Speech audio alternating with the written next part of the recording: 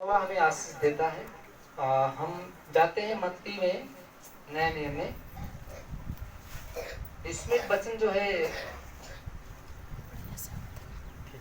21 का 33, दुष्ट किसान का दृष्टांत। वचन को पढ़े कोई। दुष्ट किसान का दृष्टांत। साफ साफ शब्दों में पढ़िए, आराम से पढ़िए। कोई पढ़े? पढ़ रहा है? पढ़िए।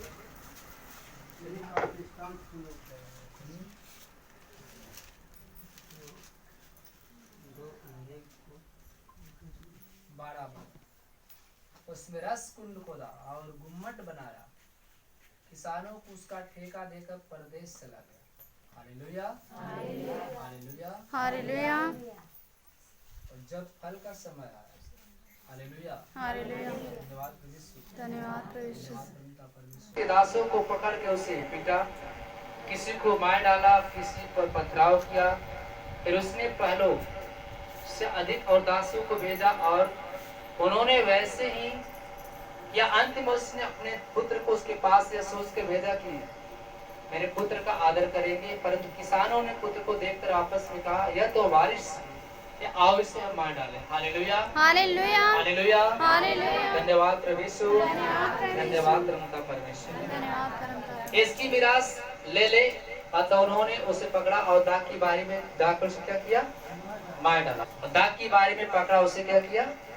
मार डाला। Hallelujah, hallelujah.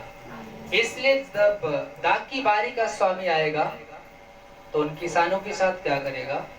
उन्होंने उससे कहा, वह उन बुरे लोगों को बुरी रीति से नष्ट करेगा। दाग की बारी का ठेका दूसरे किसानों को देगा जो समय पर उसे फल दिया करेंगे। यीशु ने उससे कहा, क्या तुमने कभी पौलुस में नहीं पढ़ा, जिस पत्थर को राजमिस्त्रियों ने निकम्मा ठहराया वही कोने का सिरा हो गया। Hallelujah, hallelujah. यह प्रभु की ओर से हुआ, हमारे दृष्टि में अद्भुत है।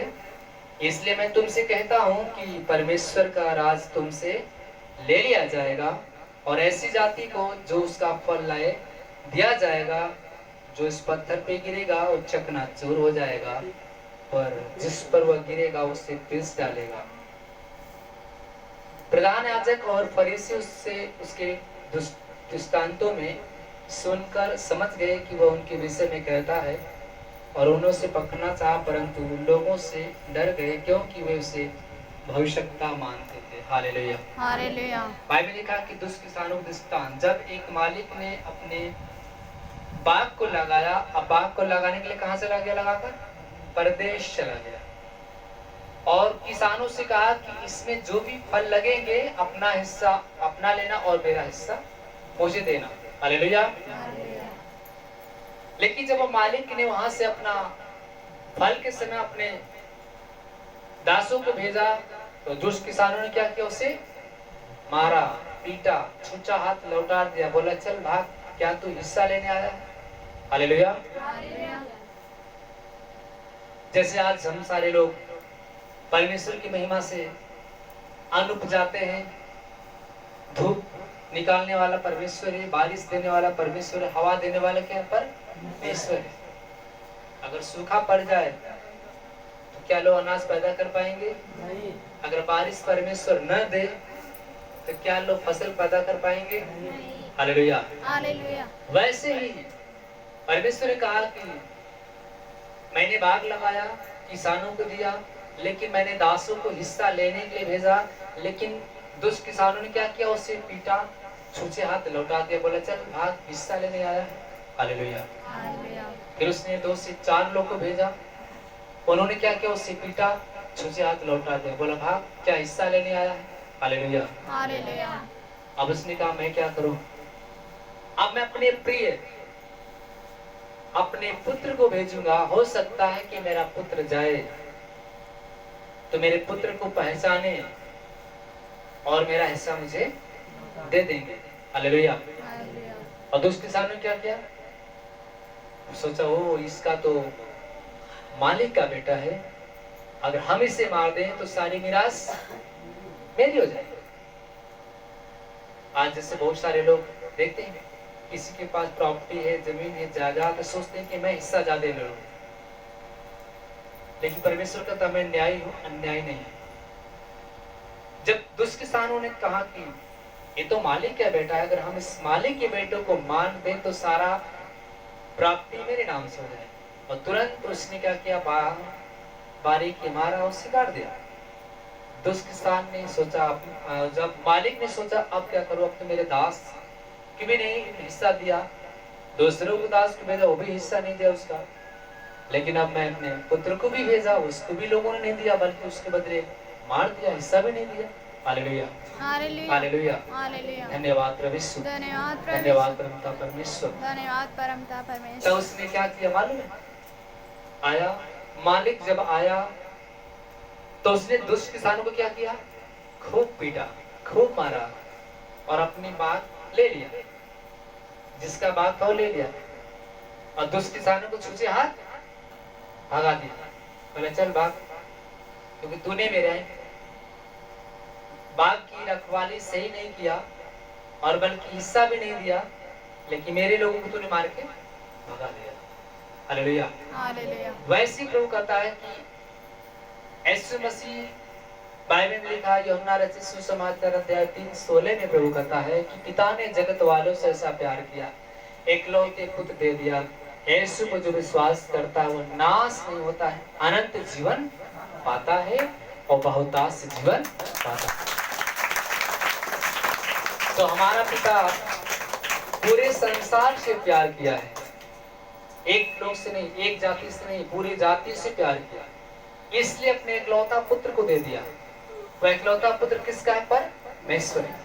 यीशु मसीह दुनिया में आया और अपने पिता के राज के बारे में बता रहा था कि आने वाले समय में परमेश्वर हर एक लोग को अन्याय करेगा। सुसमाचार सुनाने आया, वो किसका बेटा था, पिता का। पिता ने उसे जगत में भेजा और जगत में आया और अपने पिता का सुसमाचार उनका पुत्र सुना रहा था, लेकिन फरीसियों ने, शास्त्रियों ने उसे पकड़ के क्या किया, उसे झूठे आरोप में दोष लगाकर क्रूस पे क्या किया, चढ़ा दिया, उसे मार दिया। जैसे मालिक का बेटा है, लोगों ने सोचा मालिक बेटा है, इसे मार दे, विनाश हमारी हो जाए। वैसे ही लोगों ने यीशु मसीह को सोचा अगर हम इसको मार दें तो सारी धरती पे मेरा राज होगा। बुरे मनुष्यों ने क्या सोचा, हम अगर यीशु को मार देंगे तो लोग यीशु के पीछे नहीं चलेंगे, हम यीशु मसीह के लोगों को मारेंगे तो यीशु मसीह के लोग प्रार्थना करना छोड़ देंगे। वैसे ही प्रभु जब सुसमाचार सुना रहा था, बहुत सारे लोगों ने विरोध किया कि पूरी तो दुनिया यीशु के पीछे चल रही है, एक दिन तो हमारा मान सम्मान घट जाएगा, एक दिन हम लोग तो कहीं के नहीं होंगे। इसलिए उनको जलन हुआ, जब जलन हुआ तो षड्यंत्र रचे, जब षड्यंत्र रचे तो यहूदा को मिलाए, यहूदा को मिलाकर उसको चांदी का सिक्का दिए और चांदी का सिक्का देकर और प्रभु का पता पूछे कि कहाँ प्रभु जाता है, कहाँ रहता है। तब गतसमनी बाग में प्रभु प्रार्थना कर रहे थे, वही जो यहूदा जो गया और पकड़वा दिया और फरीसियों ने उसे क्रूस पर उठा के क्या किया, चढ़ा दिया और अपने वचन के मुताबिक मृत्यु में से क्या हो गया, वो जी उठा। Hallelujah, hallelujah. धन्यवाद प्रभु यीशु, धन्यवाद प्रभु यीशु। धन्यवाद परमपिता परमेश्वर। धन्यवाद वही परमपिता। करा कि मालिक का बेटा था, लोगों ने उसे मार दिया, हिस्सा भी नहीं दिया, छूट से हट लौटा दिया। अब वो पिता आएगा तो संसार में क्या करेगा, संसार को बुरी चीज से नष्ट करेगा। क्या करेगा, नष्ट करेगा। बाइबल में आपने पढ़ा है, जब प्रभु ने नोहा को चुना था तो नोहा परमेश्वर का दास था, तो प्रभु ने कहा, हे नोहा, मैं पृथ्वी पे मनुष्यों को बनाने से पछता रहा हूं, क्योंकि सारे मनुष्य मेरा भय नहीं मानते हैं, सब बुरे काम कर रहे हैं। इसलिए मैं क्या करूंगा, इन मनुष्यों को क्या करूंगा, नष्ट करूंगा। मैं इन्हें नष्ट करूंगा। एक काम कर, क्योंकि ये लोग अपनी अपनी योजना से अपने अपने लोग मन के काम कर रहे हैं, ये पाप करते चले जा रहे हैं। अब मैं क्या करूंगा, इन्हें जल में डुबाकर मारूंगा, पूरी जनता को जल में डुबाऊंगा, पूरी पृथ्वी को जल में क्या करूंगा, डुबाऊंगा, पूरा पृथ्वी पे जल भर दूंगा और सारी जनता जल में डूब के क्या हो जाएगी, मर जाए। मर जाए। लेकिन मैं तुझे और तेरे घराने को बचाना चाहता हूं। हालेलुया।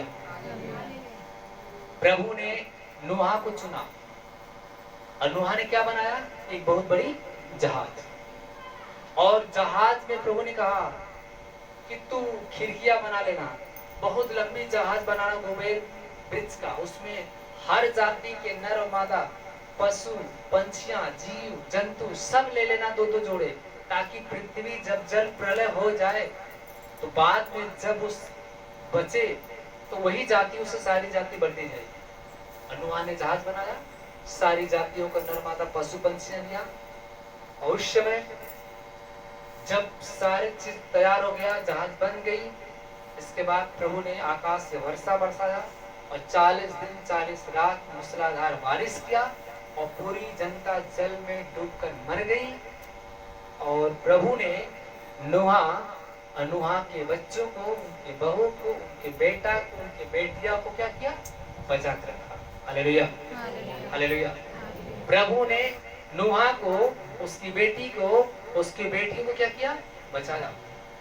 बाकी जनता क्या हो गई, जल में डूब के मर गए। हालेलुया। हालेलुया। वही कह रहा है, परमेश्वर दुनिया में आया, अब परमेश्वर आने वाला है, परमेश्वर का राज निकट है, वो दुनिया में आने वाला। अभी तो हर व्यक्ति को मन फिराव का, पश्चाताप करने का मौका दे रहा है, अपने दासों के द्वारा सुसमाचार दे देकर लोगों के मन फिराव का क्या कर रहा है, प्रचार करवा रहा है। अब वो दुनिया में केवल न्याय बाकी है। क्या बाकी है, न्याय। अब वो आएगा, जब अपने राज पे बैठेगा सिंहासन पे, तो बोलेगा कि जितने लोग मेरे पिता के चाहने वाले लोग हैं, वो स्वर्ग के राज के अधिकारी हो जाओ, और जितने लोग दुष्ट की संतान हैं, उन्हें बुरे रीति से उन्हें नष्ट किया जाए। आग और गंधरस एलवा आसमान से गिरेगा और मनुष्य गेहूं के दाना के समान आग में जल के राख हो जाएगा। Hallelujah, hallelujah. उनका पता नहीं चलेगा।